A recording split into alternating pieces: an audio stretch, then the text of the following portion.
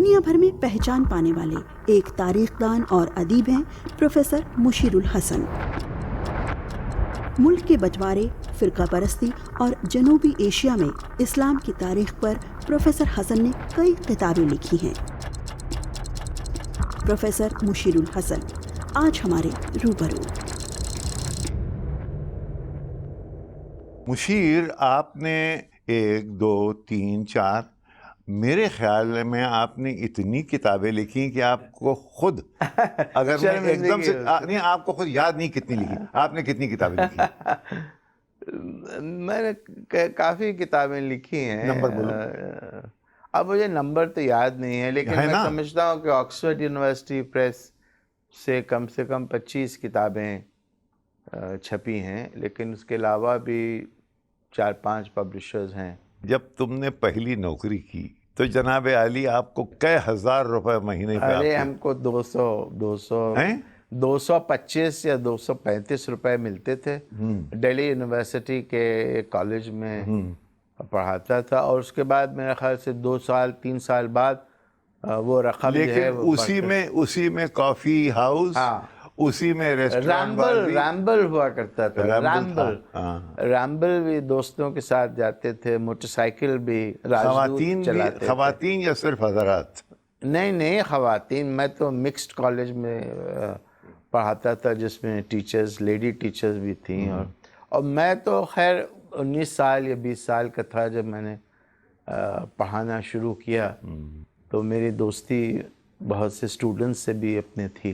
9 عمری میں آپ جامعہ کے اندر داخل ہوئے اور آپ وہاں پروفیسر رہے، پرو وائس چانسلر رہے، پھر آپ وائس چانسلر ہوئے، اور اس کے بعد آپ وہاں کا بہت بے آبرو ہو کر تیرے کوچے سے ہم نکلے۔ کیا ایسا لگتا ہے کبھی کبھی کہ جامعہ سے آپ کا نکلنا غالب کے یہ مصرع اس کو ڈسکرائب کرتا ہے؟ کوشش تو لوگوں نے بہت کی، انہوں نے بہت سی انکوائریز میرے خلاف کرنے کی کوشش کی۔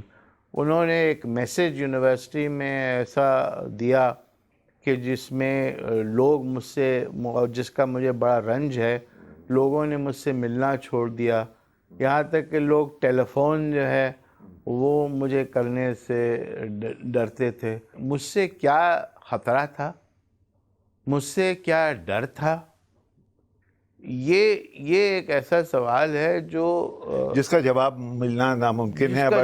ایک سوال کا اور جواب آپ دیں، کیا ضروری ہے کہ یہ مائنورٹی کیریکٹر کی یونیورسٹیز جو ہیں، کیا ان کا مائنورٹی کیریکٹر رہے؟ اس کی کیا ہندوستان میں ضرورت ہے؟ کیونکہ وہ مس انڈرسٹینڈ بھی کی جا سکتی ہیں۔ جامعہ میں مائنورٹی کیریکٹر آیا، اس مائنورٹی کیریکٹر سے کوئی فائدہ تو ہوا نہیں۔ یہ اگر آپ عام لوگوں سے جامعہ میں پوچھیں تو وہ یہی جواب دیں گے۔ تو یہ ایک ایسا ریٹرک ہے جو کچھ مسلمان سیاستداں جن کا یونیورسٹی سے کوئی تعلق نہیں رہا ہے، لیکن جو ان تمام ایشوز کو ایکسپلائٹ کرتے ہیں۔ یعنی آپ کے کہنے کا مطلب یہ ہے کہ یہ بھی ان ٹوکنزم میں سے ایک ہے؟ یہ ٹوکنزم ہے، یہ وہی ٹوکنزم ہے، لیکن یہ ٹوکنزم تو ایکسپوز ہو گئی ہے نا۔ ٹوکنزم تو ایکسپوز ہو گئی ہے، لیکن جس طریقے سے جامعہ ترقی کر رہی تھی اور اس کی بین الاقوامی ایک حیثیت بن گئی تھی، وہ سب ختم ہو گئی ہے۔ جامعہ جو ہے وہ ادارہ نہیں رہا جس کو ڈاکٹر انصاری یا ڈاکٹر ذاکر حسین یا کے ایم اشرف یا ان تمام لوگوں نے جس کو نرس کیا، نرچر کیا، اور جامعہ کے ایک مقام حاصل ہوا۔ مشیر، آپ کی ہسٹریوگرافی میں اس میں پارٹیشن کا ایک بہت اوور پاورنگ پریزنس ہے۔ بالکل، اس کی وجہ بھی اندازہ ہو سکتا ہے، لیکن میں چاہوں گا کہ آپ کے الفاظ میں سنوں۔ میں سمجھتا ہوں کہ پارٹیشن اور ہندوستان کی آزادی بھی ایک بہت واٹر شیڈ ہے۔ ہندوستان میں جس طرح سے گنگا جمنی تہذیب شروع ہوئی، ہندوستان میں ہندو اور مسلمانوں نے جس طرح سے کمپوزٹ کلچر کو صدیوں میں بڑھایا اور اس کو پروان چڑھایا، اور پھر ہمارا ایک ایسا جنگ آزادی آئی گاندھی جی کے لیڈرشپ کے تحت، جو بنیادی طور پر سیکولر تھی، جو بنیادی طور پلورلسٹ ویلیوز کو، چاہے وہ سبھاش چندر بوس ہوں، چاہے سی آر داس ہوں، چاہے وہ گاندھی جی ہوں، چاہے وہ نہرو ہوں، سریندر ناتھ بینرجی ہوں، ان سب لوگوں نے ایک مولانا آزاد ہوں، ایک سیکولر نیشنلزم کی بنیاد رکھی اور اس کو آگے بڑھایا۔ پھر کیوں 1947 میں انہی لوگوں کا بٹوارا ہو گیا، انہی لوگوں کی جو پرسیپشنز تھے، انڈرسٹینڈنگ تھی، اس کو ٹھیس پہنچی۔ ہم لوگ جب گنگا جمنی کی بات کرتے ہیں، یہ گنگا جمنی تہذیب کا اثر، یہ میرے خیال میں یہ علاقہ اودھ کا علاقے کو ہم لوگ زیادہ ایکسپینڈ کر کے، ہم تو گنگا جمنی شارٹ ہینڈ بن گیا ہے، بہت ضروری ہے کہ وہ لیکن شارٹ ہینڈ کا جہاں تک کہ یہ کمپوزٹ لیونگ کا تعلق ہے، یہ کمپوزٹ لیونگ جو ہے وہ کنٹری وائڈ فینومینا ہے، کشمیر سے لے کر کنیا کماری۔ آپ یہ مجھے بتائیں کہ 1807 سے پہلے ہندوستان میں ایک بھی کوئی فساد، ہندو مسلم فساد ہوا؟ آپ مجھے یہ بتائیں کہ اکبر اور اورنگزیب کی جو نوبیلٹی تھی، اس میں راجپوت، مراٹھاز اور دوسرے ہندوز کا کیا پروپورشن تھا ریپرزنٹیشن میں؟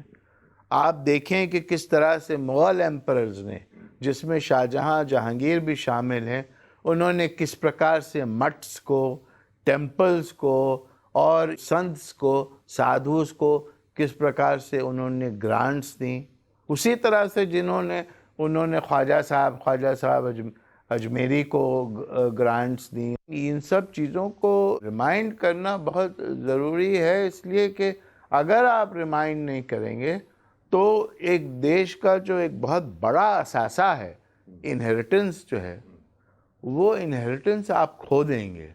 اور جب کوئی بھی دیش اپنا انہیریٹنس کھو دیتا ہے تو جو نیشن بلڈنگ کی پروجیکٹ ہے، وہ نیشن بلڈنگ پروجیکٹ غلط راستے پہ چل جاتا ہے۔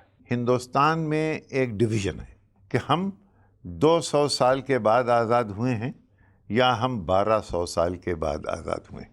ایز اے ہسٹورین آپ کی کیا رائے؟ جہاں تک کہ ٹرکش رول کا تعلق ہے یا وانوں کا تعلق ہے یا مغل رول کا تعلق ہے، اس کو اس یارڈ سٹک سے ہم نہیں سمجھ سکتے ہیں۔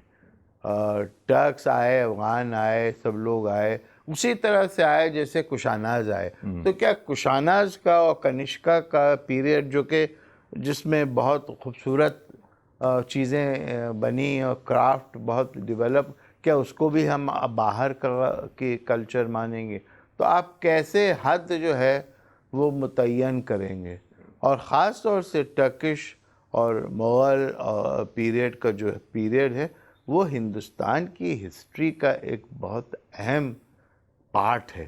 اس ہسٹری کو آپ نہ نکالیے، اس لیے کہ اس ہسٹری کو اگر آپ نکال دیں گے تو آپ یہ بتا ہی نہیں پائیں گے کہ کس طرح سے 700 سال 800 سال جو ہے وہ ہندوستان کا جو فیبرک ہے، وہ فیبرک کس طرح سے انٹیکٹ رہا، کیسے آپ کا ریونیو سسٹم جنریٹ ہوا، کیسے آپ کی سڑکیں بنی، کیسے آپ نے ٹریڈ کیا، اور ٹریڈ انٹرنل ٹریڈ نہیں بلکہ ایکسٹرنل ٹریڈ بھی ہوا، کیسے آپ نے نیویگیشن میں ترقی کی، کیسے آپ نے خوبصورت عمارتیں بنائیں اور اس میں اس ٹیکنالوجی کا استعمال کیا، اور ایسی عمارتیں بنائیں جس میں راجپوت اور مراٹھا اور فارسی، ایرانی اور عربی اور ٹرکش سب ایلیمنٹس کو، تو یہ ایک پورا سویلائزیشن ہے۔ اور لیکن جو سویلائزیشن ہے وہ اسلامی یا مسلم نہیں ہے، وہ سویلائزیشن ہندوستان کی تاریخ کا پارٹ ہے۔ اور اگر آپ اس کو نہیں ماننا چاہتے ہیں، اس کو نہیں سمجھ سکتے ہیں، تو پھر آپ اپنے اوپر ایک بہت بڑا ایک طریقے سے ظلم کر رہے ہیں۔ ہر ہسٹورین ایک کسی نہ کسی سکول سے آتا ہے، آپ کو کس سکول کا ہسٹورین ہم مانیں؟ میں اپنے آپ کو ایک لبرل ہسٹورین سمجھتا ہوں، جو مختلف سکولز کی باتوں کو سمجھ کر کے اور ان کو پڑھ کر کے اور ان کو اپریشیٹ کر کے اپنی رائٹنگ پہ اس کو سنتھسائز کرنے کی کوشش کرتا ہوں۔ ہندوستان میں بنیادی طور پر 3 گروپس رہے ہیں۔ ایک تو شروع میں نیشنلسٹ ہسٹورینس تھے جو سیلیبریٹ کرتے تھے ہندوستان کی آزادی کو اور گاندھی جی کو اور دوسرے پرسنالٹیز کو.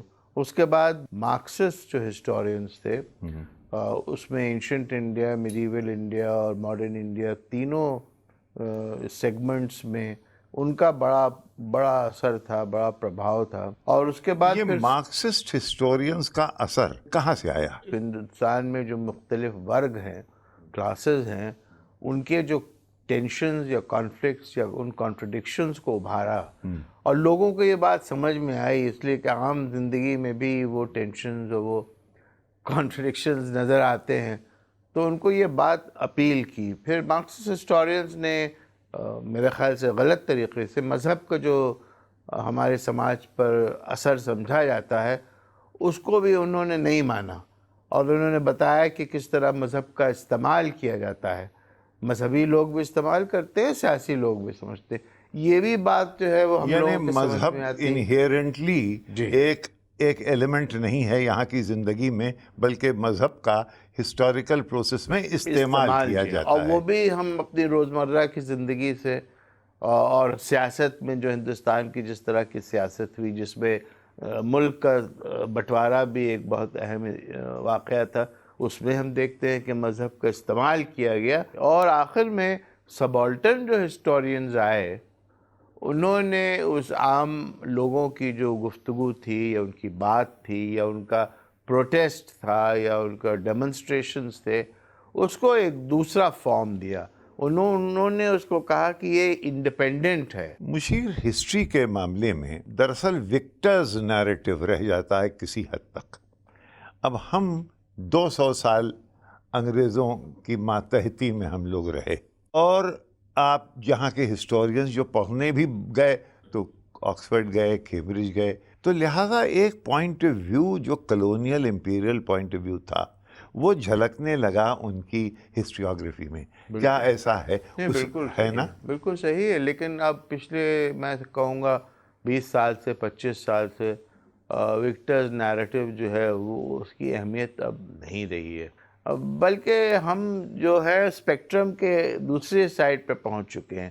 آج بدقسمتی یہ ہے کہ کلونیل نیریٹو جو ہے اتنا ایرریلیونٹ ہو گیا ہے کہ اب کلونیلزم کی کوئی بات ہی نہیں کرتا ہے. اس قسم کی کانشسنس کو اگر آپ ختم کر دیں گے تو جو کلونیلزم کا بروٹلائزنگ ایکسپیرینس تھا اور ایکسپلائٹیٹیو ایکسپیرینس تھا، اس کو پڑھنے کی، اس کو لوگوں کو ریمائنڈ کرنے کی بہت سخت ضرورت ہے. کچھ ہسٹورینز ایسے بھی ہیں جن کو کہ الٹرا نیشنلسٹ کہیے. ان کا جو امیجنیشن ہے، ہسٹوریکل امیجنیشن، وہ جاتا ہے ریکارڈڈ ہسٹری سے پہلے.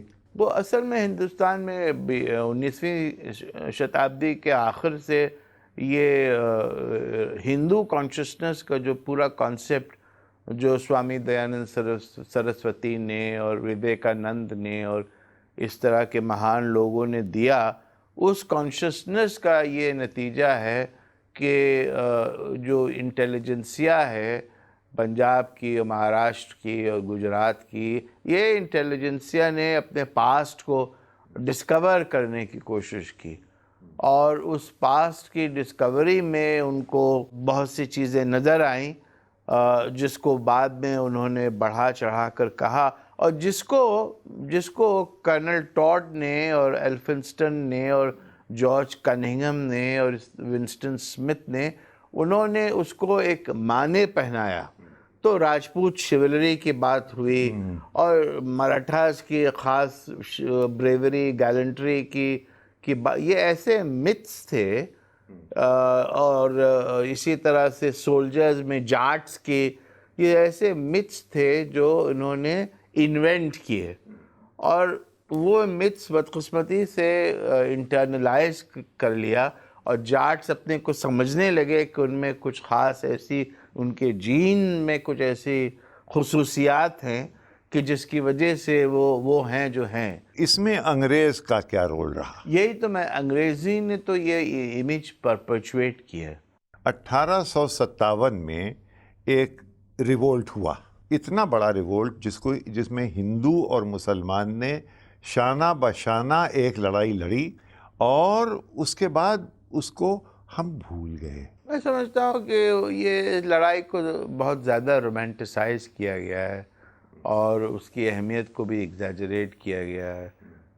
یہ 1857 کا جو غدر تھا، یہ میوٹنی تھی یا ریبیلین تھا، وہ ایک تو اتنا وائڈ اسپریڈ تھا نہیں. اگر آپ اس زمانے کے کنٹمپریری اکاؤنٹس پڑھیں، جب غدر ہو رہا تھا، اس غدر کو دیکھا، چاہے وہ غالب ہوں، چاہے مولوی نذیر احمد ہوں، چاہے وہ مولوی نذیر ذکاء اللہ ہوں، یہ سب لوگ، ان کا جو پرسیپشن ہے غدر کا وہ بالکل مختلف ہے. وہ غدر کو کچھ اینٹی کلونیل یا اینٹی برٹش موومنٹ نہیں سمجھتے تھے، بلکہ اس غدر کو انہوں نے سول اسٹرائیو کہا اور کچھ ایسے لفظ استعمال کیے جو کہ میں ٹیلی ویژن پر استعمال نہیں کرتا ہوں، لیکن بنیادی طور پر یہ کہا کہ یہ شرر پسند لوگ ہیں. اس کے بھی کئی پرسیپشنز ہو ہاں سکتے ہیں. بالکل. بھائی آخر میں اگر سر سید کو نائٹ ہوڈ ملے گی اور بنکم چند چٹرجی کو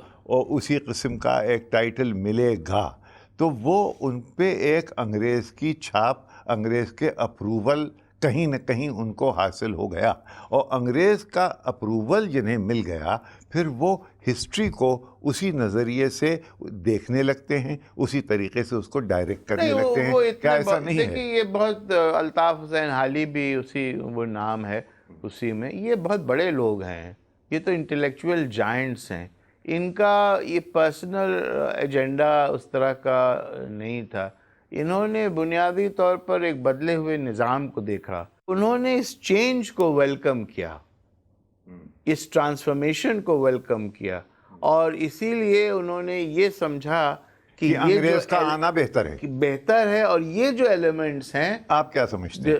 میں ان کی انڈرسٹینڈنگ سے بہت حد تک اتفاق کرتا ہوں. ہندوستان کے مسلمان کا سب سے بڑا، کیا یہ اس کی پرابلم نہیں ہے کہ انٹلیکچول ایلیٹ جو ایک زمانے میں اس کا سرمایہ تھی، وہ اب ختم ہو گئی ہے؟ ہاں بالکل، انٹلیکچوئل ایلیٹ تو اب تقریباً نہ ہونے کے برابر ہے. ایسا کیوں ہوا؟ پارٹیشن کا ایک بہت بڑا جو نقصان ہوا ہے وہ یہی ہوا ہے کہ جو یو پی اور بہار میں خاص طور سے جو پروفیشنل ایلیٹس تھے وہ پاکستان چلے گئے، اور یہاں جو ہے وہ کچھ نہ بچا.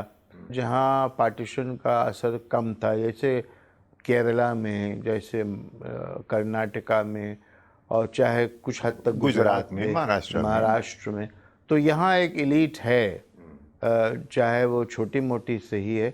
اور وہ ایلیٹ جو ہے وہ کلچرلی بھی انٹیگریٹڈ ہے اس علاقے سے، اور وہاں کی زبان سے اور وہاں کے رہن سہن سے.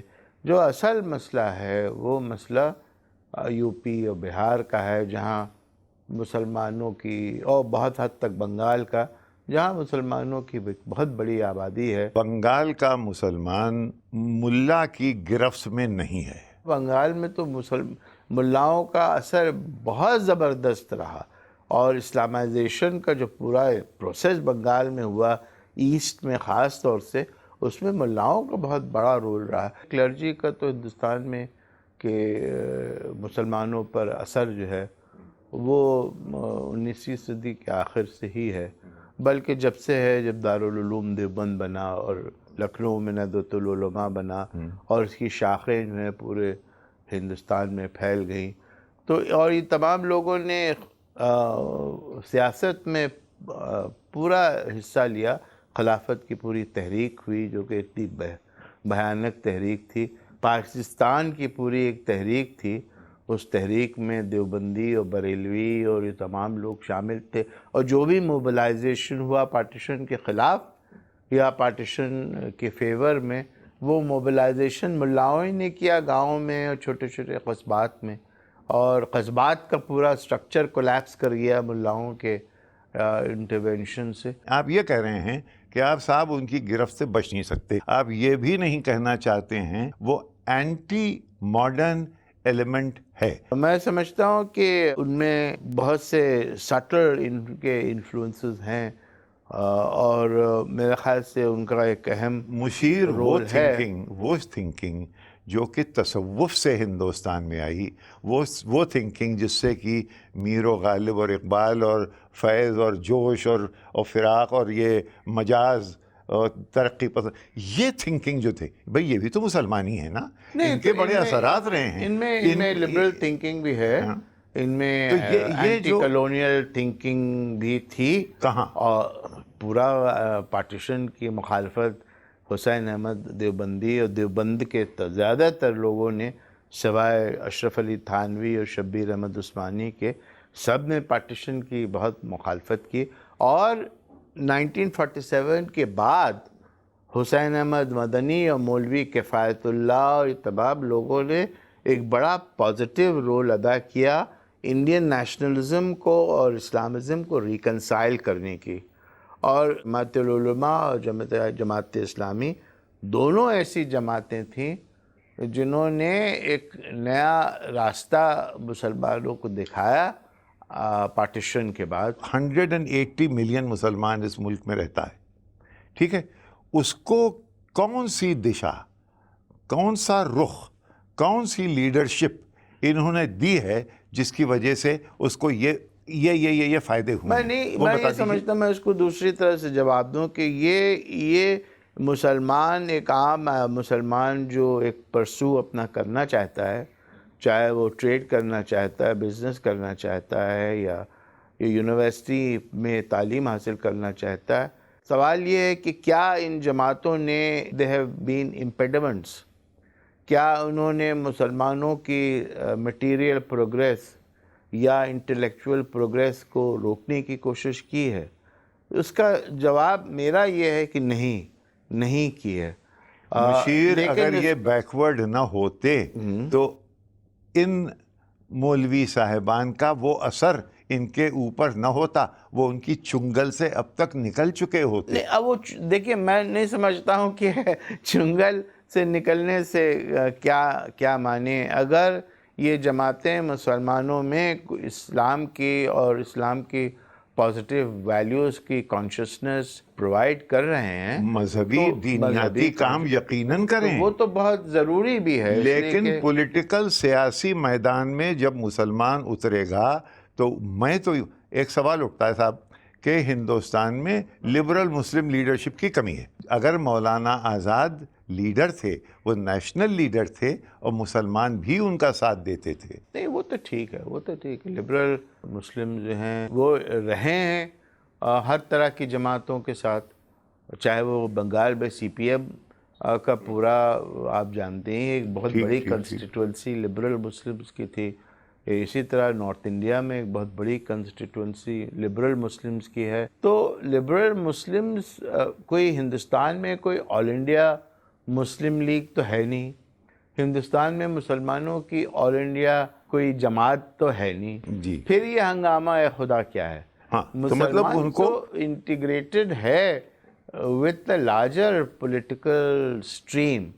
اب اس کو آپ جو ہیں وہ چاہتے ہیں کہ مولوی اس کو آئسولیٹ کر کے پولرائزیشن لایا جائے، وہ ہو رہا ہے بدقسمتی اس میں نہیں، وہ ہو تو رہا ہے، لیکن اس میں رول ان حضرات کا بہت بڑا رہا۔ نہیں، ان کا بھی رول رہا ہے، ان کو بھی اپنے بارے میں سوچنا چاہیے، ان کو بھی اپنے کو ماڈرنائز کرنے کی، وہ سب باتیں اپنی جگہ بالکل صحیح ہیں، لیکن یہ جو پکچر ایک عام آدمی کے ذہن میں ہے کہ یہ جو بھی گاؤن پہن رہا ہے، جو بھی عمامہ پہن رہا ہے، وہ بنیادی طور پر اینٹی ماڈرن ہے، اور وہ بنیادی طور پر ہندوستان کے انٹرسٹ کے ہت کے خلاف کام کر رہا ہے، یہ امیج جو ہے یہ بڑی خراب امیج ہے، اور اس امیج کو بدلنے کی ضرورت ہے۔ ہندوستان کا مسلمان مشیر لبرلزم کی طرف، لبرل آئیڈیل کی طرف رجوع ہے، یا اس کے اندر اس وقت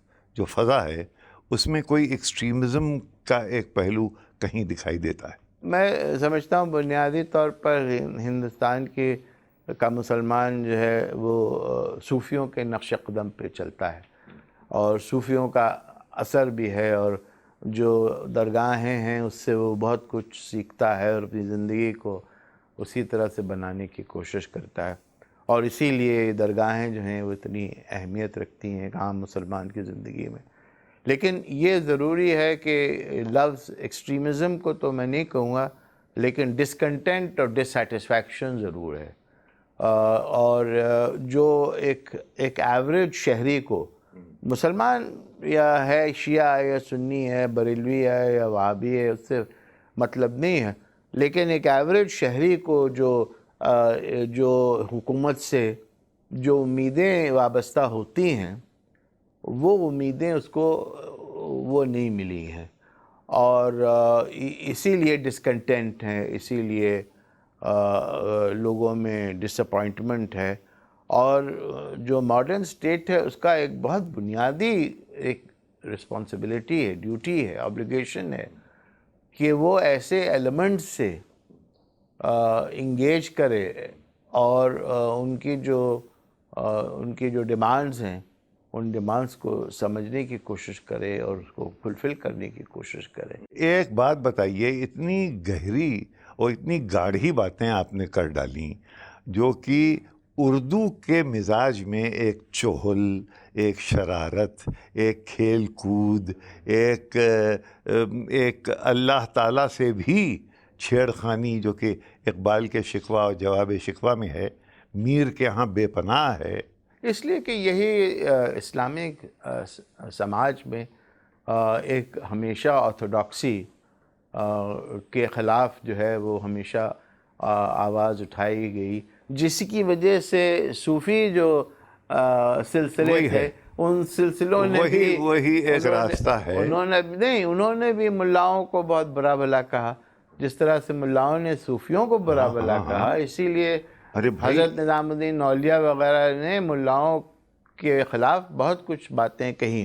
اقبال نے تو ایسے اشعار کہہ دیے ہیں کہ اگر میں پڑھوں تو مجھے لوگ باہر اینٹیں پھینکنے لگیں، میں آپ کو سناؤں گا نہیں۔ مثلاً یہی شیخ حرم ہے جو چرا کر بیچ کھاتا ہے، گلی میں بوزرو تلقے ازیرو چادر زہرا، اور یہ اقبال کہہ رہے ہیں۔ اچھا، غالب کا شعر ہے، کل وہ جاتا تھا کہاں میں خانے کا غالب، کہاں میں خانے کا دروازہ اور کہاں باعث، پر اتنا جانتے ہیں کل وہ جاتا تھا کہ ہم نکلے۔ تو یہ تو بہت اس طرح کے irreverence کا جو ایک ہے وہ تصوف سے آیا، اسٹرانگ ٹرینڈ ہے، تصوف۔ اسی لیے لوگوں کو سمجھنے کی ضرورت ہے کہ اسلام میں جو ہے بہت سے پلورلسٹ ویژنز ہیں۔ اتنی تمہاری زندگی کا سفر ہے، اس کو بہت ہی گہرے اور گاڑھے پہلوؤں پہ ہم نے نظر ڈالی۔ اس کی جو شاعرانہ پہلو ہیں ایک دن اس پر ضرور۔ بہت بہت شکریہ۔ بہت شکریہ، بہت بہت شکریہ۔